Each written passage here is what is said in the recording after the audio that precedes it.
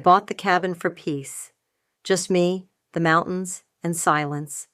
But the second I posted one photo, just one photo of the sunrise from my deck, my phone exploded.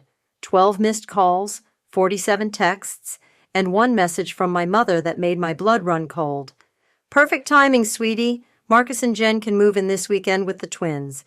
We're bringing the bunk beds Friday." They showed up 3 days later. Suitcases, a U-Haul, and a locksmith. See, my family has this tradition. Every Christmas, they forget to invite me. Every birthday, I'm the afterthought. Every achievement I've earned, they've handed to my golden child brother like I was just the assistant who did the paperwork. But this time I didn't just buy a house. I bought a fortress. And when they rolled up my driveway with their entitlement and their hired lockpicker, they had no idea what was waiting for them. They thought I was alone. They thought I was weak. They had no idea I had cameras recording every word, a lawyer on speed dial, and a county sheriff who was very, very interested in the word trespassing. My name is Claire Morrison, and this is the story of how I took back my life, one deadbolt at a time. Not literally, of course. I showed up to dinners. I was in the background of photos. I sent birthday cards that were never acknowledged, and Christmas gifts that were opened without a thank you. I existed, but only as set dressing. The real show, the only show that mattered, was my older brother Marcus. Marcus Morrison, the golden son, the chosen one, the walking, talking validation of my parents' entire existence. Where I was quiet, he was charismatic. Where I was methodical, he was dynamic. Where I worked my ass off in silence, he failed upward with a smile and a firm handshake. And my parents, David and Linda Morrison, they weren't monsters. They didn't hit me. They didn't scream. They did something far more insidious. They simply didn't see me. Let me paint you a picture. I'm 8 years old. It's Saturday morning and the kitchen smells like vanilla and butter. My mom is at the stove, humming softly, pouring pancake batter onto the griddle. But she's not making circles. She's making letters. Big, golden, perfect letters. M for Marcus. He has a soccer game at noon, and she's creating edible art to fuel her champion. I sit at the kitchen island, swinging my legs, waiting. The clock above the stove ticks. Each second is a little drop of water wearing away at something inside me. I wait for 10 minutes, then 15. Finally, I slide off the stool. I walk to the pantry and pull out the bread. I make myself toast, dry, because I'm 8 and don't know you're supposed to butter it first. It scratches my throat going down, but I eat it, alone. The only sound is that clock, ticking away, the only thing in the house that acknowledges my existence. That was the moment I learned the rules of the Morrison family. There was Marcus, and then there was everyone else. And everyone else was really just me. Fast forward 10 years, I'm 18. I've just won a regional essay competition, first place out of 200 entries from across 3 states. The prize is a $1,000 scholarship and publication in a real literary journal. I come home with the certificate, the oversized novelty check, and a spark of something I haven't felt in years. Pride.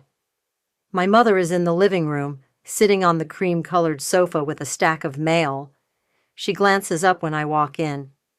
"Oh, that's nice, honey," she says, her eyes already drifting back to an envelope. "Listen, while you're here, Marcus is applying to business school. Could you proofread his admissions essay? You're so good with words." I stand there holding my scholarship certificate. The glossy paper feels suddenly heavy, like a prop in a play no one is watching. "Mom, he's really stressed about the deadline," she continues, not looking at me. "And you know how much this means to your father and me." I take the essay. I proofread it. I fix his grammar, tighten his arguments, polish his mediocrity into something resembling competence. He gets into his second-choice school. My parents throw him a celebratory dinner. My essay is published 3 weeks later. No one mentions it. That's when I stop trying to be seen. I realized that in the Morrison family economy, I wasn't a person. I was a resource. The first forgotten Christmas happened when I was 21. I was in my junior year of college, 3 hours away, studying brand strategy and marketing at a state school I'd paid for myself through scholarships and part-time jobs. I had my train ticket home booked 2 weeks in advance. I was actually looking forward to it. Some naive part of me still believed that holidays were supposed to mean something. 3 days before Christmas, my dad called.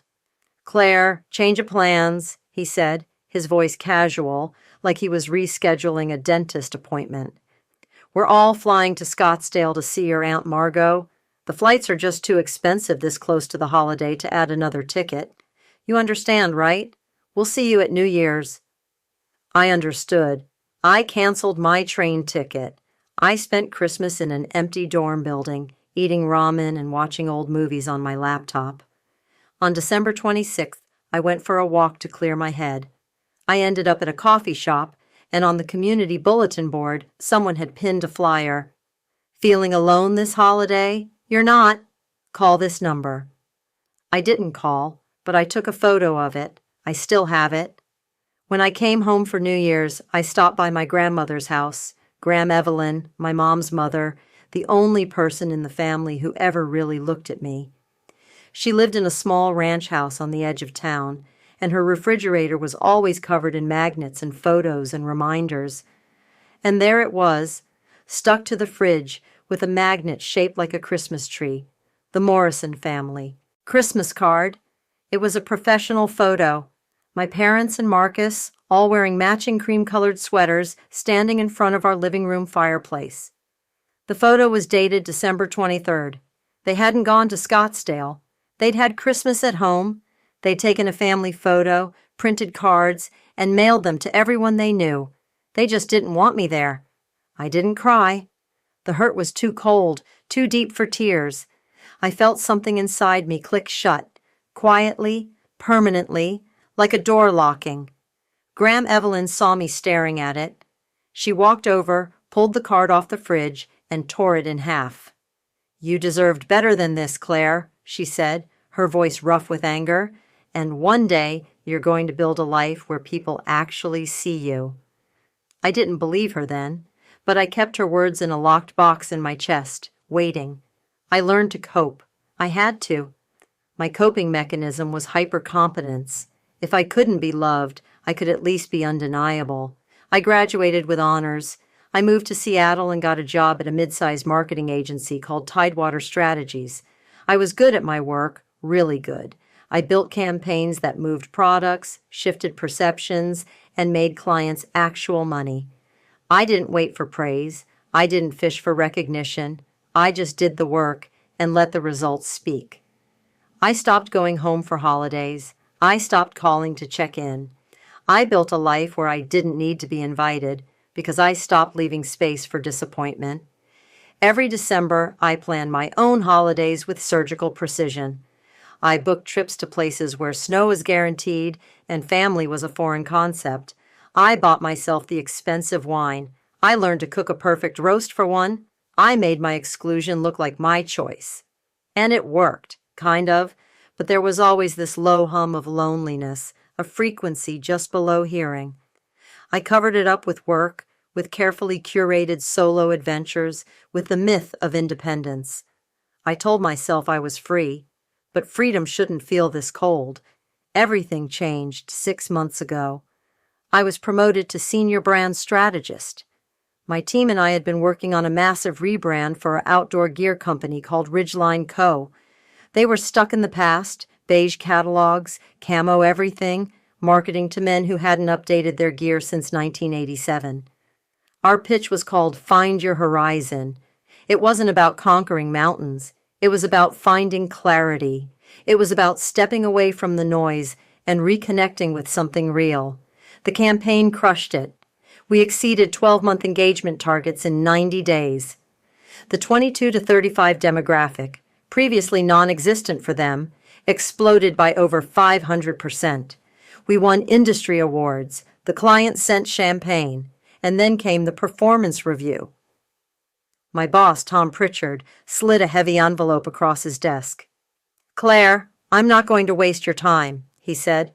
"The Ridgeline work was exceptional. This is your year-end bonus. Effective. Immediately." I opened the envelope. Inside was a check. Made out to me. Claire Morrison. The number was printed in clean black ink. $92,000. I stared at it until the numbers blurred. It wasn't just money. It was a door opening. It was a key. My first instinct, the old conditioned reflex, was to call my parents, to share the news, to finally have something undeniable. I crushed the instinct. I didn't call, because I already knew how it would go. "Oh, that's great, honey. You know, Marcus just signed a new consulting contract. Have you thought about going back to school? An MBA could really open doors for you." Marcus had an MBA. He also had my parents covering his car insurance and floating him cash every time one of his consulting gigs dried up. My $92,000 would be dismissed as a good start before the conversation turned, as it always did, to Marcus's potential. So I didn't call. Instead, I called the only person who mattered. Graham Evelyn answered on the second ring. "This is the Queen speaking," she said, her voice crackling with humor. "Hi, Graham. It's Claire." "Claire, what's going on? You sound weird. Good weird." I told her about the campaign, about the metrics, about the client, and then I told her about the envelope. I said the number out loud. $92,000, Graham. They gave me a $92,000 bonus. There was a pause. Then she laughed, a sharp, delighted bark. "Well, it's about damn time someone noticed, she said. "I'm proud of you, kid. You built this yourself." That was it. That was all I needed. "Thanks, Graham. I just wanted you to know." "I always know," she said. "Now go celebrate. Don't waste a good win." I didn't celebrate, not right away. I went home to my apartment, a small one-bedroom in Capitol Hill with big windows and exposed brick. I liked it. It was mine. But it was also loud. The neighbors fought. The street below was always humming with sirens and voices and the grind of the city. I opened my laptop. I stared at the blinking cursor. And then I did something I'd been doing for years as a kind of passive daydream. I opened Zillow. Usually I browse lofts in the city, sleek modern spaces with clean lines and no personality. But tonight, after months of working on the Ridgeline campaign, after staring at images of granite peaks and endless forests and light slanting through pine trees, I felt a pull towards something different. On impulse, I changed the search parameters. I typed in Cascade Pines, Washington, a small mountain town 2.5 hours east of Seattle. I'd driven through it once on a work retreat. It was the kind of place where the air smelled like snow and Christmas trees, and the silence was so complete you could hear your own heartbeat. I scrolled past log cabins and dated A-frames, and then I stopped. It was a house, no, a structure, that looked like it had been carved from shadows and starlight. A modern cedar cabin, all dark wood and sharp angles with floor-to-ceiling windows facing a valley. The listing photo showed a massive stone fireplace, vaulted ceilings with exposed beams, and a deck that seemed to hang in midair, cantilevered over nothing. 3 bedrooms, 2 bathrooms, 2,400 square feet, listed by Ridgeline Realty. The price, $385,000. It was almost midnight. I clicked on the agency's contact number expecting voicemail. "Ridgeline Realty, Kara Jennings speaking." I blinked. "Oh, hi. I wasn't expecting a person." She laughed. "City folks always call late. It's when you finally have time to dream. You looking at the Cedar House on Falcon Ridge?" "Yeah, I'm in Seattle. I can't get up there for a few days." "No problem. I'm 10 minutes away. You want a video tour right now?" My phone buzzed, a FaceTime request. I accepted. A woman's face appeared, blonde, mid-40s, wearing a puffer jacket and a headlamp. "All right, Claire, let's buy a house," she said. She turned the camera. The house appeared, dark and angular, against the night sky. She unlocked the door and stepped inside. The lights flickered on. My breath caught. The entire back wall was glass. The ceiling soared up into a sharp peak, crossed with thick wooden beams. The floors were wide plank oak, glowing warm under soft recessed lighting. The stone fireplace was massive, stretching floor to ceiling, anchoring the space. "This is the great room," Kara said, her voice echoing slightly. "The kitchen's galley style, but it's efficient. And the deck?" She slid open the glass door. A rush of cold mountain air filled the speaker. "This is the deck." The camera panned. It was enormous, stretching out over the valley like the prow of a ship. Below, thousands of feet down, a few scattered lights glittered like fallen stars. "It's isolated," I said, my voice small. Kara turned the camera back to her face. "It is. It's not for everyone. But the bones are solid. She's strong." We hung up. I sat in my apartment, in the noise of the city, and closed my eyes. I asked myself a question I'd been avoiding my entire adult life. Can I picture waking up here alone and feeling safe? I pictured my childhood home, the colonial in the suburbs, always full of people, always humming with Marcus's chaos and my parents doting. A place where I felt constantly, quietly, unsafe. Always waiting for the next dismissal, the next eraser. Then I pictured the cedar house, the single road, the stone fireplace, the deck staring into the void, the absolute, profound silence. The answer came not as a thought, but as a sensation, a loosening in my chest, a deep, slow breath that felt like the first real breath I'd taken in years. Yes. The next morning, I didn't call a mortgage broker. I went online and created an LLC, a limited liability company, a legal entity that could own property in its own name, shielding my personal identity. I named it Winterlight Holdings, LLC. Winterlight for the way the snow catches sun, for the kind of light that's cold and beautiful and completely indifferent to your feelings. I opened a business bank account. I wired my entire $92,000 bonus, plus the savings I'd been hoarding for years. At 9:01 a.m., I called Kara Jennings. "I'm making an offer," I said. "You haven't even been here yet," she laughed. "I saw everything I needed to. I'm making an all-cash offer, closing in 3 weeks through the LLC. The professional in her snapped into focus. "Let's do it." I offered $10,000 below asking. The sellers, an estate sale, countered at $5,000 higher. I looked at the email. My finger hovered over the keyboard. This was it. The click. I wasn't asking permission. I wasn't waiting for an invitation. I wasn't leaving room for someone else to decide my life. I typed, accepted. For the next 3 weeks, I was a machine. I worked my full days at Tidewater. I led meetings, built decks, managed clients. At night, I signed digital documents, reviewed inspection reports, and arranged wire transfers. I told no one, not my team, not my friends, and definitely not my family. I opened the Notes app on my phone and typed a new document. I titled it, House Rules. I wrote 4 lines. 1, keys, mine. 2, address, private. 3, mail, P.O. box only. 4, access, invitation required. These weren't just rules, they were a manifesto. Closing day was a Friday in late November. I signed the last document in a sterile title office in downtown Seattle.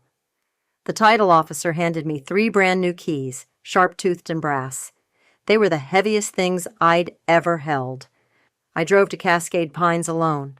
My car was loaded with a duffel bag of clothes, a borrowed toolkit, 2 down pillows, and a sleeping bag. In the passenger seat, a thermos of black coffee and my phone, playing a playlist I'd titled Different December. It was all instrumental, cellos, quiet pianos, soft strings, the sound of purpose. The sun was setting by the time I pulled up the gravel driveway. The cedar house stood dark and sharp against a sky streaked with purple and gold. I got out of the car. The cold hit me immediately, a clean, high-altitude cold that smelled like pine and snow and something else. Something I couldn't name yet. Possibility, maybe. I walked to the door. I used one of the new keys. The deadbolt slid back with a heavy, satisfying click. I stepped inside. The house was empty, cavernous. The hardwood floors echoed under my boots. It smelled like cedar and cold and dust. It was mine. My first night, I didn't even try to set up a proper bed. I inflated an air mattress and threw the sleeping bag on it, right in the middle of the great room, facing the wall of glass and the massive stone fireplace. It was freezing. I could see my breath fogging in the moonlight. I found the gas valve for the fireplace and flicked it on. Blue flames snapped to life, licking at fake logs. The stone slowly began to warm. I lay there, fully dressed in the sleeping bag, and felt a strange, hollow ache settle in my chest. It was the ache of being the only adult in the room, the only one responsible. There was no one to call for help, no one to blame. The safety, the warmth, the entire physical reality of the next hour was mine to solve. For the first time, that didn't feel like a burden. It felt like a foundation. I fell asleep watching the flames, my breath slowing, the cold retreating inch by inch, my life split in two. Weekdays, I was in Seattle, sharp, focused, leading strategy sessions at Tidewater. But at 5 p.m. on the dot every Friday, I was in my car, driving the 2.5 hours into the mountains. I'd work on the house until I couldn't keep my eyes open, sleep on the air mattress, wake up at 5 a.m., and drive back to the city. I was running on coffee and adrenaline and something else, a kind of manic, joyful purpose I'd never felt before. Those first weeks were a blur of physical labor. The kitchen cabinets were dark, dated oak. I spent an entire weekend sanding them down by hand, sawdust working its way into my hair, my eyelashes, under my nails. My shoulders burned, but as the dark stain gave way to pale, raw wood, I felt like I was shedding a skin. I hated the light fixtures, cheap builder-grade brass with frosted glass globes that cast a sickly yellow light. I ordered sleek black pendant lights online. I spent a Tuesday night on a stepladder, my arms shaking, watching YouTube tutorials on wiring. When I finally flipped the breaker and the new lights flooded the kitchen in clean, warm white, I almost cried. The most important job was the locks. The old deadbolts were flimsy, the kind you could jimmy with a credit card. I ordered heavy-duty smart locks, the kind you control with your phone. I chiseled out the door frames to fit reinforced strike plates. I installed the keypads, set a master code known only to me, and enabled the entry log, a feature that recorded every single attempt to open the door, successful or not. The solid, decisive thunk of the new bolt sliding into place was the most satisfying sound I'd ever heard. It was the sound of absolute security. My furniture started arriving, a real mattress, a deep gray sofa, and then I ordered 2 identical wooden bed frames for the 2 upstairs guest rooms. I assembled them myself, using an Allen wrench and a small hammer. I put every piece together. I tightened every bolt. These weren't rooms for family I was obligated to host. These were rooms I was building for people I chose. I made the beds with flannel sheets and thick duvets. I stood in the doorway of the first finished room and just breathed. The deck was my sanctuary. One clear, freezing night, I strung 300 feet of warm white string lights around the entire railing. It took hours. My fingers went numb. But when I plugged in the extension cord and the lights glowed to life, the deck looked like a constellation floating in the void. I stood there, mug of tea in hand, looking down into the valley. It was vast and dark, a few distant lights twinkling below. My house was a ship, and I was finally steering. The deck was ready for a test. I needed to know if the house could hold joy, or if it was just a fortress. I invited 3 friends from work, Jenna, Sam, and Priya. We weren't close exactly, but they were the people who'd celebrated my bonus with genuine happiness and zero jealousy. They arrived on a Friday night, stomping snow off their boots, their arms full of board games and grocery bags. We brought ingredients for Jenna's grandma's chili, Priya announced. Sam's on cornbread duty, Jenna added. My kitchen, my clean, repainted, perfectly lit kitchen, filled with noise, with chopping and sizzling and laughter. We ate sitting on the floor around the coffee table because my dining table hadn't arrived yet. We played board games, we drank wine, and the house held it. The laughter echoed off the high ceilings, warm and alive. The next morning I sat on the deck with my coffee, watching the sunrise paint the valley gold. Jenna came out, wrapped in a blanket, and sat beside me. We didn't talk for 10 minutes. Finally, she said, "Claire, this place is magic." Before they left, I FaceTimed Graham Evelyn and gave her the tour. "Here's the kitchen," I said, panning the camera. "I painted the cabinets and the backsplash." "Good Lord," Graham interrupted. "That tile looks like peppermint ribbon candy." I laughed. "I know, but I kind of love it." I showed her the fireplace, the loft, the guest rooms, and finally, the deck. "Look at this view, Graham." She whistled, low and appreciating. "You did it, kid. You really did it. You built your own mountain." Her voice cracked just a little. "Thanks, Graham," I said, my throat tight. "It's a start." That night, after everyone had gone and the house was silent again, I felt a new kind of peace. The silence wasn't empty. It was full, charged with the memory of laughter. I curled up on the sofa by the fire. I opened my private Instagram, the one I kept for just myself and a handful of close friends. I scrolled through my camera roll, thinking. Then I posted 3 photos. The first, the deck at dawn, fog settled in the valley below, the sun breaking over the far ridge. The second, my favorite mug full of coffee, resting on the arm of the sofa, the fireplace blurred in the background. The third, just a corner of the flames, bright and warm against the stone. I thought about the caption for a long time. Finally, I typed 5 words, bought myself a quiet place. I hit post. I turned off my phone, and I went to sleep. I turned my phone back on the next morning. The house was quiet, the kind of silence that feels like a blanket instead of a threat. I'd slept for 9 hours straight, deep, dreamless sleep. I felt, for the first time in my adult life, completely settled. Then I looked at my phone screen. It was glowing, a cascade of notifications, all stacked on top of each other, all from a single source, the Morrison family group chat. This was a digital wasteland, a place where my father occasionally posted articles about tax strategies, or where some cousin I barely knew shared blurry photos of their garden. It was almost always dormant. Today, it was on fire. My phone vibrated across the wooden table like an angry hornet. I opened the chat. The silence of the room suddenly felt brittle. Someone, probably my mother, had screenshotted my private Instagram post and pasted it directly into the family chat. The picture of my deck, the fog, the sunrise, the caption, "Bought myself a quiet place." The first text was from an aunt I hadn't spoken to in 3 years. "Whose house is this?" "Beautiful Claire." Another cousin. "Where did you go?" "The mountains," and then the payload, the one that changed the temperature of the entire room. It was from my mother, Linda. Her tone was bright, cheerful, absolutely terrifying. "Exciting news, everyone. Claire bought a wonderful mountain retreat. Perfect timing, too.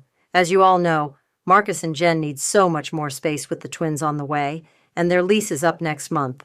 We'll bring their nursery things up this Friday. So blessed to have family that supports each other." I read the words, then I read them again. "We'll bring their things up Friday." I almost laughed. It was that absurd. It wasn't a question. It wasn't, "Claire, congratulations. What a lovely home. Would you ever consider helping your brother during this transition?" It was a proclamation, a done deal. My house, the one I had paid for with 6 months of grinding, soul-crushing work, the one I had sanded and painted and secured with my own aching hands, had just been declared a colony for the Republic of Marcus. Before I could even process the violation, my father chimed in. His text arrived with the dryness of a legal memo. "Claire, It is generally prudent to consult family before making purchases of this magnitude. We need to discuss the tax implications and liability exposure. Call me, we, not you, we, and then the final, perfect punctuation, Marcus.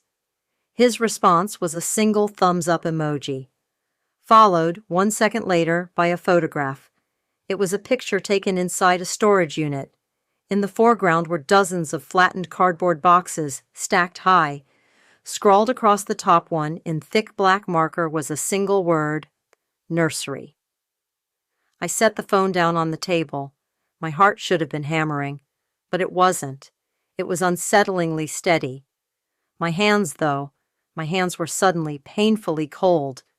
This wasn't a misunderstanding. This was an invasion. They saw my quiet place, my hard-won peace, and in the span of 10 minutes, they had rezoned it as Marcus's annex. They were already packing. My phone buzzed again. This time it was a direct message from my mother outside the group chat. This was the private directive. Claire, I'm so glad we're all on the same page. It's such a relief. Christmas is at your place now. That's settled, non-negotiable. We'll cover the groceries, of course. Don't you worry about a thing. Non-negotiable. As if she were my CEO. As if I were an employee who'd forgotten to check the shared calendar. The offer to cover groceries was the master stroke, the classic Morrison maneuver. Make an outrageous, invasive demand, then soften it with a petty, insulting offer of generosity. As if paying for a turkey and some potatoes gave them the deed to my house. I sat there. I thought about all the ways I could respond, the polite ways, the soft accommodations. I'm sorry, that doesn't work for me. The house isn't ready. Maybe we can talk about it later. All the deferrals, all the phrases I'd been trained to use, all the ways I'd been taught to let people walk over me while pretending I had a say.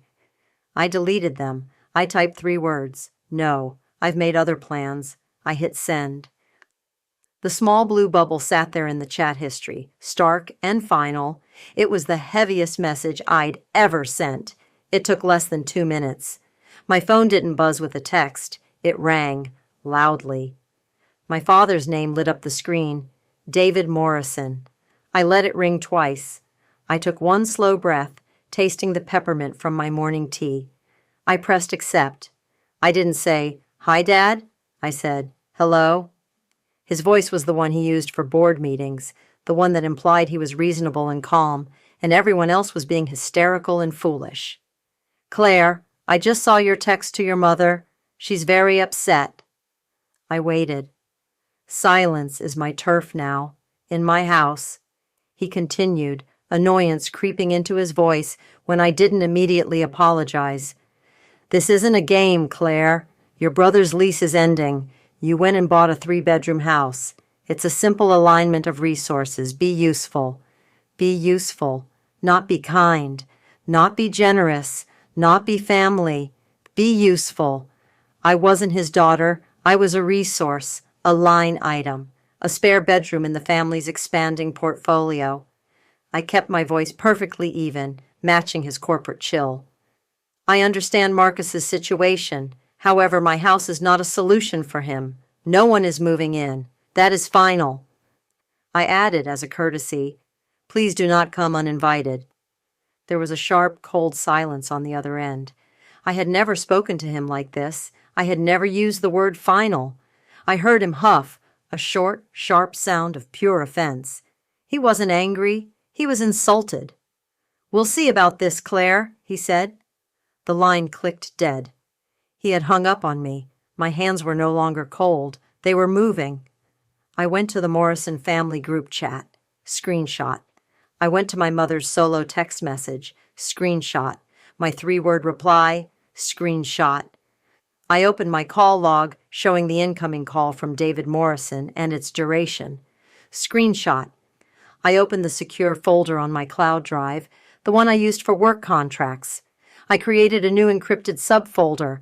I named it Boundary Evidence. I uploaded every single image. This wasn't a family disagreement. This was a hostile takeover, and I was building my case. My phone rang. Again. I flinched, assuming it was my mother, ready for the emotional assault, but it was Graham Evelyn. I let out the breath I was holding and answered, my voice suddenly soft. "Hi, Graham." "I just got off the phone with your mother," she said. No preamble. Graham Evelyn never used preamble. She saw it as a waste of good time. "She's in hysterics, crying, says you bought a mansion in the mountains and you've locked her out, says you won't even let them come for Christmas." "I posted one photo last night, Graham," I said, my voice flat. "I bought a small cabin. Within an hour, they decided, without asking me, to move Marcus and Jen in on Friday." Graham made a sound. It was a short, sharp snort of derision. "Of course they did. A vacuum hates to be empty, and your family hates to see you have a single thing that isn't somehow for them." She paused. "Don't let them bully you, kiddo." "I don't plan to," I said, looking at the boundary evidence folder on my laptop screen. "Good. You owe them nothing. You don't owe them a holiday. You don't owe them a spare room. And you sure as hell don't owe them an explanation for your own life." She paused. I heard the clink of ice in a glass. "But I know them. They'll drive up anyway. Your parents, they think no is just a suggestion. They think it's the opening offer in a negotiation they always win. So let me be very clear with you, Claire. If those cars pull up your driveway, you do not open that door. You lock it. You check that it's locked, and you call the local sheriff. You tell them you have uninvited trespassers on your property. You understand me?" The words sheriff and trespassers hung in the cold mountain air of my living room. It was a shocking, brutal escalation, and at the same time, it was the most profound validation I had ever received. She saw it. She saw them for exactly what they were. "I understand, Graham." "Good," she said again. "You enjoy that house. You earned it. Now send me a picture of that peppermint tile. I want to see it for myself." We hung up.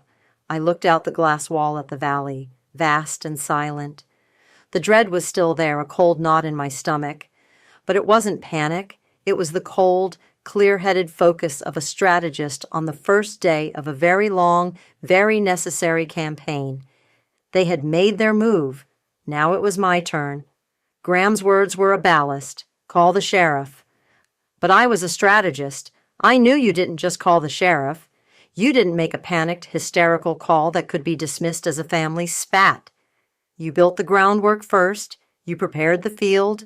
You presented them with a set of facts so cold and hard they couldn't be argued, only acknowledged. My father's voice echoed in my head. Be useful. He was about to find out just how useful I could be, though not in the way he intended. The dread from their texts was a physical thing, a cold pressure in my chest. But my mind was already moving. I opened my laptop. The boundary evidence folder glowed on the screen. I didn't search for family counselor or mediator. I searched for Cascade Pines property attorney. The first result was a firm, Stone and Hartley Legal. The website was minimalist, all charcoal gray and high-resolution photos of mountains and granite. The tagline, clarity, strategy, resolution. The senior partner's name was Victoria Stone. I called her office at 9 a.m. the next morning. I was still in the mountains. The thought of returning to Seattle and leaving my house undefended was impossible. The receptionist put me on hold for less than 10 seconds. Victoria Stone. Her voice was like her website, clear, cold, carrying no inflection of sympathy or curiosity. "Miss Stone, my name is Claire Morrison. I am the owner of the property at Falcon Ridge under the LLC Winterlight Holdings. I need a consultation regarding trespass and occupancy rights. I'm available today." There was a quiet tapping of a keyboard. "I can see you at 2 p.m. Bring your LLC operating agreement and your deed." The line clicked. I spent the next 4 hours organizing my boundary evidence folder. I printed the group chat texts. I printed my mother's non-negotiable demand. I printed the photo Marcus had sent of the boxes marked nursery. I put them in a crisp black folder. Victoria Stone's office was on Main Street in Cascade Pines, above a high-end outdoor gear shop. The office itself was silent. The walls were deep charcoal. There were no family photos, no diplomas on display, just two large abstract paintings of winter forests. She was a woman in her late 40s, sharp and precise in a dark wool suit. She didn't shake my hand. She gestured to the chair. "Ms. Morrison, you have a property issue." "I have a family issue that is attempting to become a property issue, Ally," I said. I placed the black folder on her polished desk. "My family believes they are moving into my new home on Friday. I do not want them there." I laid it out, the history of erasure, told in 5 concise minutes. The purchase of the house, the Instagram post, the deluge of texts. She read every single screenshot. Her expression did not change. She did not tusk or sigh or offer any sympathy. She was a scientist examining data. When she finished, she looked up at me. Her gaze was analytical. "This is not," she said, "an uncommon story up here. Money, entitlement, and second homes. It's a combustible mix." She tapped the screenshot from my mother. "This is presumptive." She tapped the photo from Marcus. "This is complicity." She tapped my father's text. "And this is an attempt at economic coercion." I felt a sudden dizzying wave of relief. It was the relief of being seen. She hadn't called me dramatic. She hadn't said, "But it's your family." She had diagnosed the threat with surgical precision. "You have 2 things in your favor, Miss Morrison," she continued. "First, you were incredibly smart to purchase under the LLC. Winterlight Holdings owns the house. You are merely its managing member. This provides a crucial layer of legal distance." She tapped her pen on the desk. "Second, you have given them clear written notice of refusal. Your position is unambiguous." "What's the next step?" I asked. "Your grandmother told you to call the sheriff if they show up." "Your grandmother is correct," Victoria said, "but we're going to optimize that call." She opened a legal pad and began writing in sharp, efficient strokes. "We are going to file a formal no trespass letter with the county sheriff's office, effective immediately. It will name David Morrison, Linda Morrison, and Marcus Morrison. It will be recorded against your parcel number." She looked up at me. "This way, if you do have to call, you are not a hysterical daughter. You are the representative of an LLC reporting a violation of a recorded legal notice. The police hate ambiguity. We are going to remove it." For 1 hour, we built the fortress. We drafted the letter. It was polite, formal, and terrifying. It cited the parcel number and the name of the LLC. It stated that the named individuals were not permitted on the property at any time and that their presence would be considered criminal trespass. "I will have this filed and recorded by 4 p.m. today," Victoria said, sliding it into a file. "A copy will be sent to the sheriff's duty desk." "What else?" I asked, my voice gaining strength. "You're a strategist," Victoria said, looking at my intake form. "So you know the next step is reinforcing your perimeter." I drove from her office, not home, but to the hardware store in the next town over. I bought a new heavy-duty strike plate and a box of 3-inch wood screws. Back at the cabin, I began my own practical playbook. I went to my laptop. I had installed exterior cameras as soon as I bought the place, simple ones that fed to an app on my phone. Now I logged into the admin panel. I angled the driveway camera to get a perfect, clear shot of the gravel approach and any license plates. I angled the porch camera to capture every inch of the front door. I enabled audio recording. I downloaded the entry log app that synced with my smart locks, giving me a second-by-second record of every code tried, every failed attempt, every successful entry. I rotated my own master code, just in case. Then I opened a new document on my laptop. I typed, "Guest Policy, Winterlight Holdings, LLC." I wrote, 1. All guests are permitted by written invitation only, with specific dates. 2. No invitation shall be considered standing or open-ended. 3. No subletting, cohabitating, or mail forwarding is permitted. 4. Any attempt to access the property without an authorized code or key will be logged and reported. It was cold. It was corporate. It was perfect. I printed it on heavy cream-colored cardstock. I went to the front entry closet, the one where an invited guest might hang their coat, and I posted it on the inside of the door. My defenses were layered. First, the LLC. The deed was private, shielded. My utilities were all under the name Winterlight Holdings. My mail was routed to a private P.O. box in Cascade Pines. This was my corporate armor. Second, the physical defenses, the smart locks, the reinforced doors, the cameras logging everything. Third, the legal defense. The no trespass letter, filed and waiting. Now, all that was left was the declaration.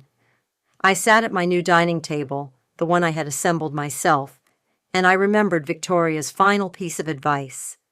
"They will call you," she had said, standing to signal the end of our session. "They will cry, they will threaten, they will tell you that you are destroying the family.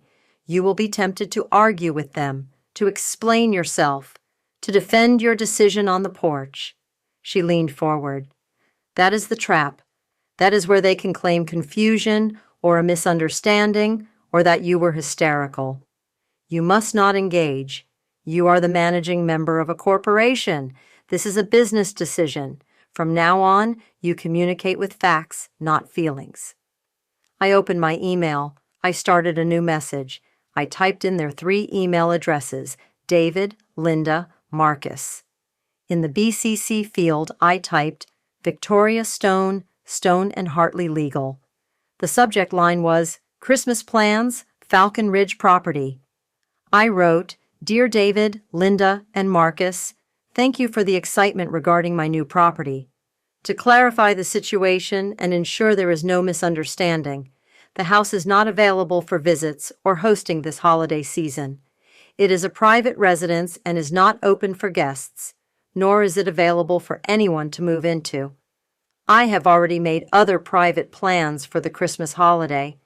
Please do not travel to Cascade Pines, as I will be unable to accommodate you. Any attempts to access the property will be denied. I trust this clarifies the situation. I did not write, 'Love Claire.' I wrote, 'Sincerely, Claire Morrison, Managing Member, Winterlight Holdings, LLC.' I hit send. The silence that followed was immediate and profound. My phone, which had been vibrating with their demands, went completely dead. The group chat was a tomb. It was the sound of the ocean pulling all the way back, gathering its strength before the wave. I stood up. I walked to the side door, the one in the kitchen. I got my drill and the small box from the hardware store. I unscrewed the laughably cheap half-inch screws that held the thin brass strike plate in place. I fitted the new heavy-gauge steel plate into the space I had chiseled. I took the new 3-inch screws. I drove the first one into the wood. It bit past the trim, past the jamb, and sank deep into the 2x4 stud that framed the house itself. I drove in the other 2. I closed the door. I threw the deadbolt. It made a tiny, decisive, final click. It was the sound of no, forged in steel. December 23rd. It was 7:42 p.m. I was in the great room by the fire, a book open in my lap. The house was silent, warm, and secure. My phone, resting on the side table, buzzed once. Not a text, a notification from the camera app. Motion detected, driveway. I set my book down. My heart didn't leap. It just began to beat, a slow, heavy, deliberate rhythm. I opened the app on my phone. The image was grainy, black and white from the infrared, but perfectly clear. 2 headlights slicing through the dark, creeping up my gravel drive. They weren't moving fast. They were moving with purpose. A large, dark SUV. It stopped 20 feet from the house. Doors opened. My mother, Linda, emerged from the passenger side, pulling her coat tight. My father, David, got out of the driver's seat. He stood stiffly, surveying the house as if it were a hostile corporate headquarters. From the back, Marcus unfolded himself, already reaching for luggage, and then Jen, his very pregnant wife, moving with the slow, pained caution of her 3rd trimester. They had suitcases, 4 of them. Marcus set them on the gravel. Then he reached back into the SUV and pulled out a collapsible crib. He snapped it open with a flick of his wrist, and then a fifth person got out. A man in a work jacket I didn't recognize. He was carrying a long metal toolbox. He looked cold, and he looked embarrassed. They began walking toward my front porch. My phone pinged again. Motion detected, porch. I watched them, the four of them, and the locksmith. My family had arrived with suitcases, a crib, and insanely, a man they had hired to break into my home. The dark comedy of it was so bleak, it was almost brilliant. They hadn't just ignored my no. They had planned, budgeted, and executed a strategy to overcome it.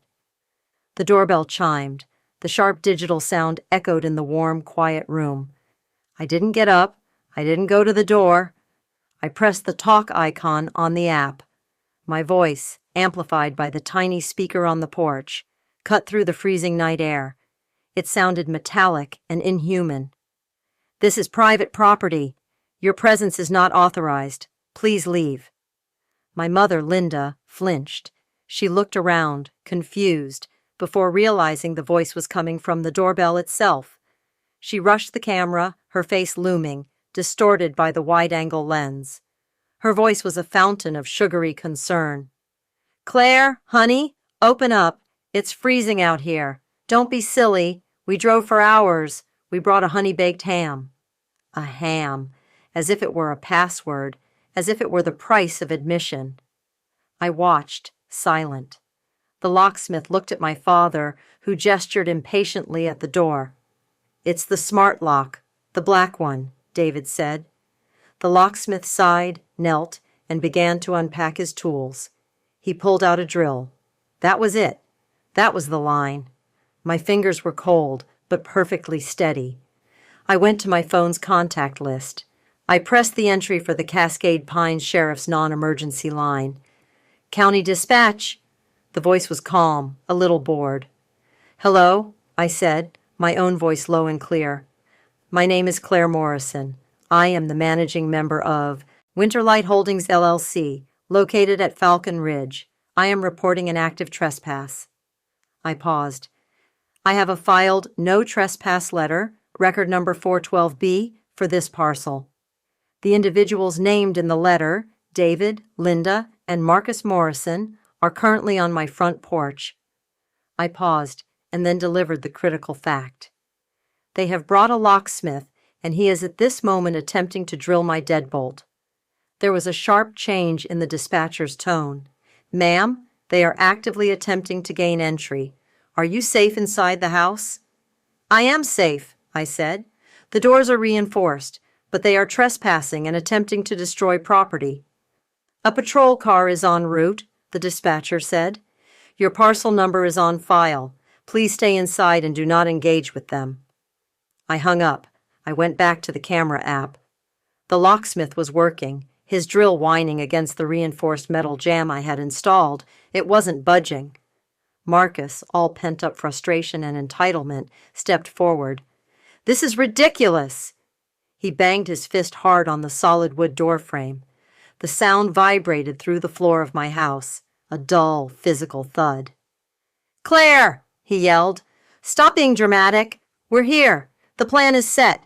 Just open the door." I saw Jen wince, a sharp, pained tightening of her face. She was standing back by the suitcases, rubbing her belly.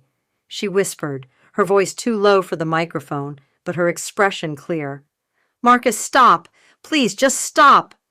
He ignored her. He was about to hit the door again when the world lit up in red and blue. A patrol car crunched over the gravel, its headlights pinning the entire group in a harsh, white glare. My family froze.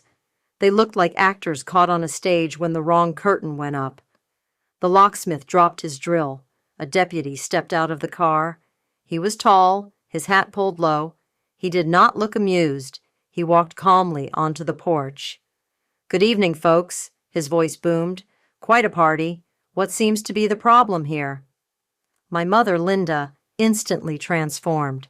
She became the matriarch, the victim. Her hands clasped at her chest. "Oh, thank goodness, officer. This is all a terrible, terrible misunderstanding.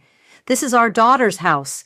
We've driven all this way for Christmas. And she's not well. She's locked herself in. We're just trying to get to her. We're so worried."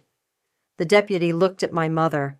He looked at the suitcases. He looked at the crib. He looked at the locksmith's tools scattered on the porch. "I see," he said. He took a small step back. "I'm going to need to see identification from all of you, please." My father, David, stiffened. "I don't see why that's necessary. This is a family matter." "I see a property matter, sir. Identification, now." One by one, they handed over their driver's licenses. The deputy looked at each one under his flashlight. "David Morrison, Linda Morrison, Marcus Morrison. And you, ma'am?" "Jen Morrison," she whispered, her eyes wide. The deputy nodded. He looked at his clipboard. "Well, I've got good news and bad news. The good news is I know exactly what's going on here." He turned his flashlight onto the paper on his clipboard. "The bad news is this property is not owned by Claire Morrison. It is owned by a corporation, Winterlight Holdings LLC, and I have a legally filed, recorded no trespass letter from the LLC's counsel, specifically barring David, Linda, and Marcus Morrison from this parcel." The silence on the porch was absolute. My mother's face collapsed. The performance was over. "An LLC? What are you talking about? That's just paperwork. I am her mother." "Ma'am," the deputy said, his voice devoid of sympathy, "there is no such thing as family rights when it comes to criminal trespass. This is private property. You are all formally warned not to come here." He turned to the locksmith. "And you. Were you aware that these individuals were not the owners and had no right to be here?" The locksmith was packing his toolbox so fast he was almost throwing the tools in. "No, sir." He gestured at my father. "He told me it was his daughter's house, that she was indisposed and they were locked out. I'm done. I'm leaving." He grabbed his box and practically ran to his van. My father stepped forward, his voice a low growl. "This is completely outrageous. This is harassment. You will be hearing from our lawyers." The deputy did not blink. "That is your right, sir. You can call any lawyer you like, but you will be calling them from a hotel because tonight you are leaving." He reached back into his patrol car and pulled out a large pre-prepared manila envelope. "Here is your copy of the recorded notice. It explains in detail that if you return to this property, you will be arrested. If you attempt to contact the owner tonight, it may be considered harassment. So I'm going to stand here and watch you load your suitcases and your crib back into your vehicle, and then you are going to leave." It was checkmate. Marcus looked like he was vibrating with rage, but he said nothing. David snatched the envelope from the deputy's hand. Linda looked small and cold, and for the first time in my life, completely powerless. Wordlessly, they picked up their luggage. Marcus grabbed the crib and folded it. They loaded the SUV in a tense, furious silence. The deputy stood, arms crossed, watching. They got in. The door slammed. The SUV's engine roared. The tail lights, red and angry, stuttered down the gravel drive and disappeared onto the main road. The deputy got back into his car and followed them, ensuring they were leaving the mountain. I stood in the center of my living room. The silence that rushed back in was massive. The only sound was the crackle of the fire. I looked at my hands. They were shaking. The adrenaline, the cold, steady courage I had been running on for days, drained out of me all at once, leaving my knees weak. I gripped the back of the sofa to hold myself up. I let out a breath I felt like I had been holding since I was 8 years old. I looked out the great glass wall. It was dark. The valley, a pool of black, and then a single perfect snowflake drifted past the deck light. Then another, and another. The snow was starting. My knees were shaking, but I was holding. The house had held.